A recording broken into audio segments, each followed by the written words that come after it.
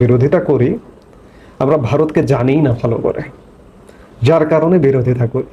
আমরা যদি ভারতকে জানতাম, তাহলে ভারতকে নিয়ে যে আমাদের অপার সম্ভাবনা, সবচেয়ে হকদার, ভারতের সম্ভাবনাগুলো গ্রহণ করবার সবচেয়ে হকদার দেশ হচ্ছে বাংলাদেশ।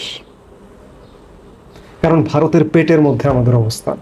পেটের মধ্যে কেন বললাম? আপনি যদি ম্যাপটা দেখেন, তাহলেই দেখেন যে ভারতের পেটের মধ্যে ঢুকে থাকা একটি জনপদ বাংলাদেশ।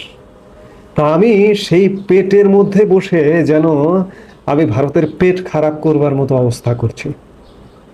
আমি বাংলাদেশ যদি একটা খাবার হয়, ভারতের পেটের খাবার, তাহলে ভারতের পেটে এমন খাবার ঢুকে বসে আছি যে আমি ভারতের বদহজম তৈরি করবার কারণ হচ্ছি। এখন বদহজম যাতে ভারতের না হয়, ভারত স্বাভাবিকভাবে, আপনার যদি পেট খারাপ হয়, আপনি ঔষধ খান নিশ্চয়, ভারত ঔষধ খাবে।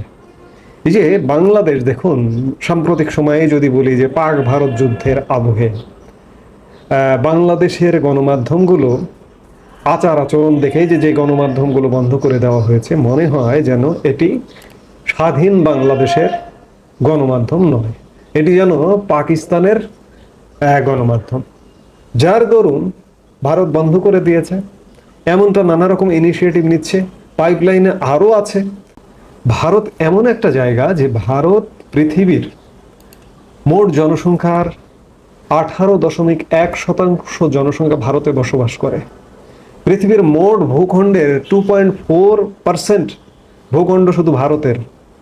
ভারতের টোটাল চাষযোগ্য জমির কথা যদি বলেন, সর্বাধিক মার্কিন যুক্তরাষ্ট্র, দ্বিতীয় বৃহত্তম চাষযোগ্য জমি হচ্ছে ভারতে।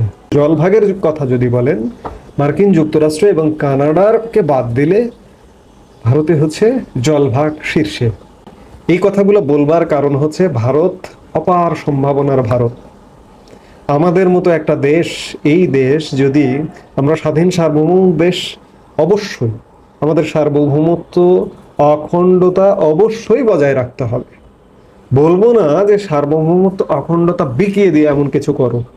এই যে ভারতে ধরুন 144 কোটির বেশি জনসংখ্যা, আপনি যদি বাজারের কথা শুধু চিন্তা করেন, ভারতের বাজার বিশাল বাজার।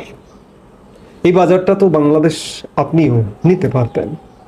আপনি সারা পৃথিবীতে পণ্য রপ্তানি করেন, আপনি অবশ্য খুব বৈচিত্র্যপূর্ণ পণ্য রপ্তানি করেন না, আপনি শুধু গার্মেন্টসটা রপ্তানি করেন। 85% টোটাল রপ্তানির 85%।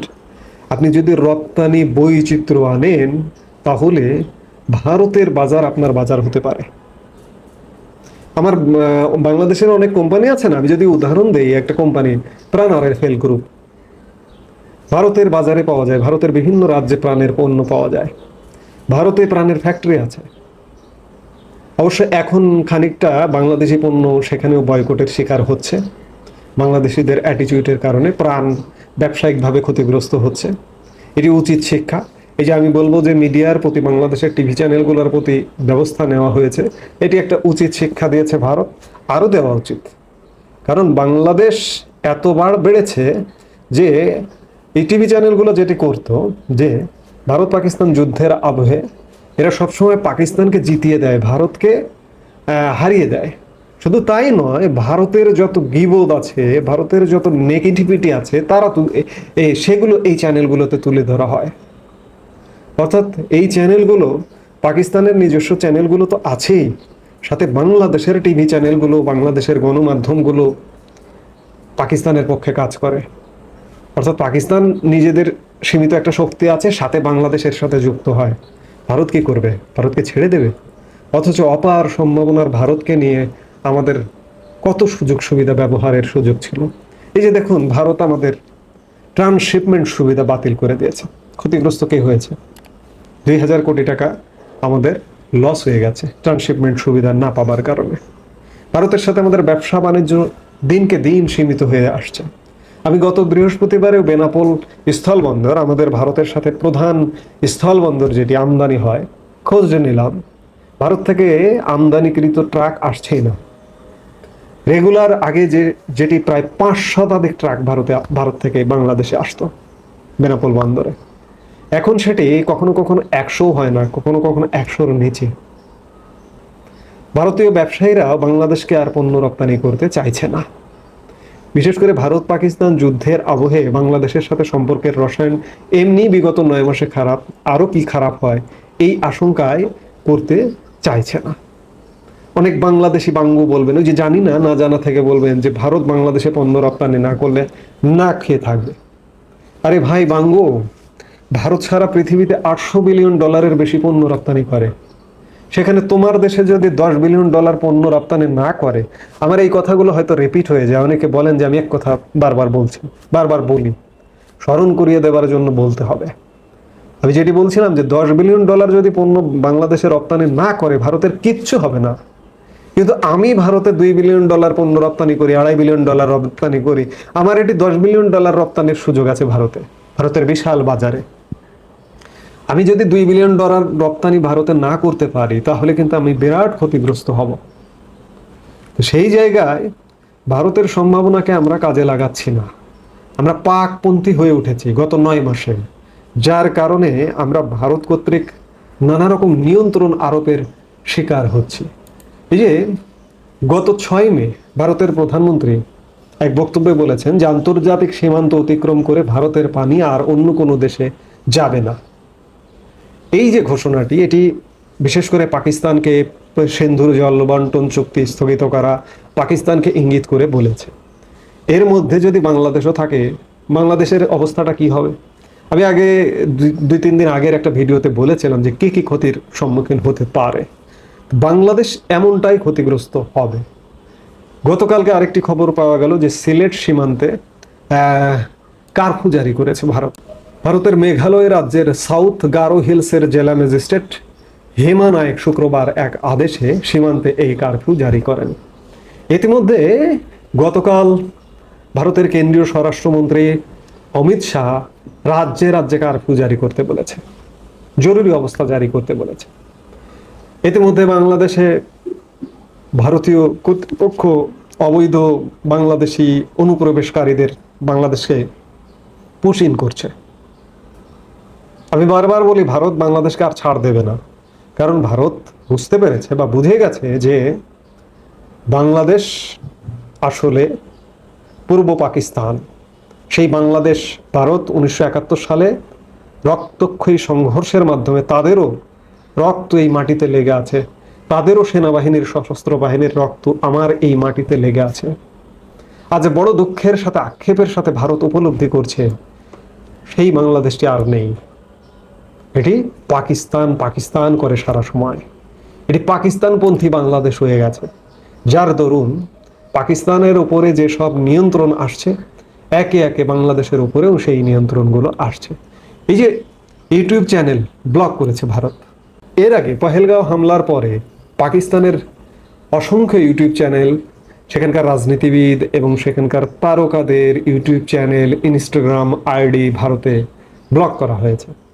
এখন বাংলাদেশকেও ধরেছে এবং বাংলাদেশকে আরো নানাভাবে ধরবে। আমি বিভিন্ন সময় বলি, আবারও বলবো যে জঙ্গি নিধনে নেমেছে, পাকিস্তানের জঙ্গি নিধনে নেমেছে ভারত।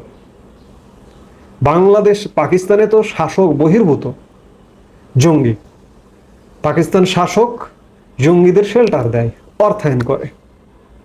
আপনি চিন্তা করুন পাকিস্তানের অবস্থাটা, বাংলাদেশের এক শ্রেণীর মানুষ কতটা অবুঝ।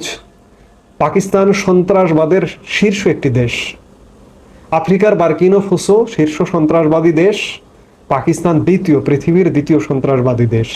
সেই দেশকে বাংলাদেশের জনগণ একটা শ্রেণী, বিশেষ করে জামাতপন্থীরা সমর্থন করে। অর্থাৎ পাকিস্তানকে সমর্থন করা মানে সন্ত্রাসবাদকে সমর্থন করা।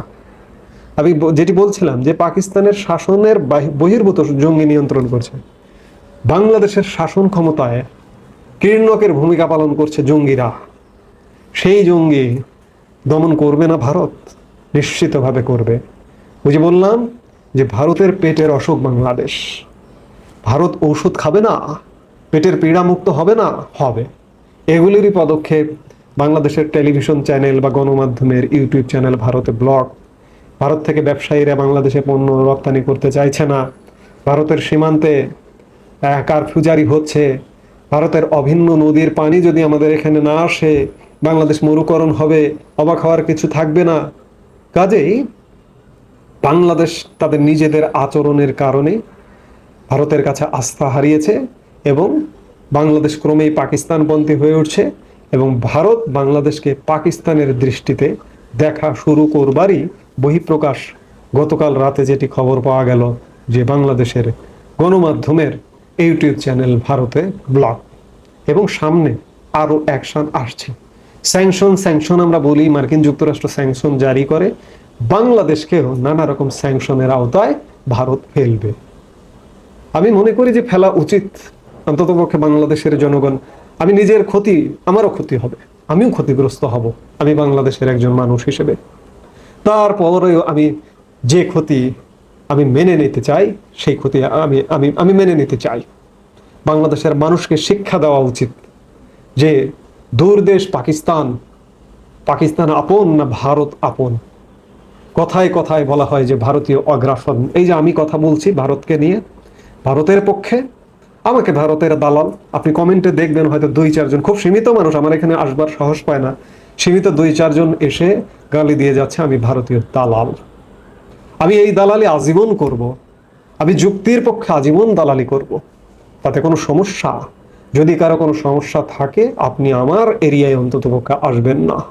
যাই হোক, আমরা ক্রমেই পাকিস্তান ব্লকে ঢুকে যাচ্ছি ভারতের কাছে, যেটি অত্যন্ত দুঃখজনক। আমাদের অপার সম্ভাবনা ভারতকে নিয়ে থাকবার পরেও আমরা সম্ভাবনা কাজে লাগাতে পারছি না, এটি আমাদের ব্যর্থতা। এই মুহূর্তে এ পর্যন্তই। সবাই ভালো থাকুন, সুস্থ থাকুন।